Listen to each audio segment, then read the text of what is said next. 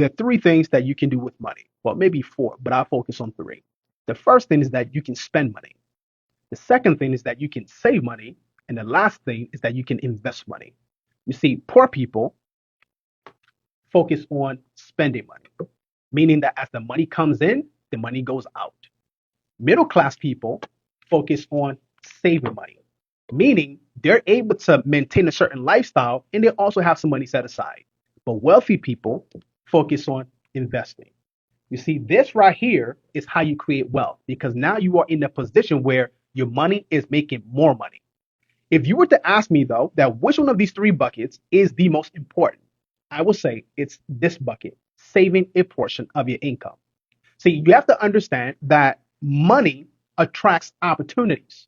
Money attracts investments. If you don't have money set aside, you will never be in a position to invest money. And that is what wealthy people understand that a portion of what they earn is theirs to keep. So here's what you should start doing. If you're in a position right now where you're struggling financially, no investments, and you're living paycheck to paycheck, if this is your paycheck, one of the most important things that you must do is to set aside at least 10% of what you're earning. So that will be, this is $100. So that means that you're going to be setting aside $10 every pay period into this bucket right here. Now, I can already hear some of you saying, Depot, I can't afford to save 10% of my income. And my answer is always the same. You can't afford to pay the government taxes every pay period, but you do it anyways. In fact, the government forcefully take their money before you even see your paycheck. So if you can afford to do that every pay period, what makes you think that you can't set aside a portion of your income to invest in your future?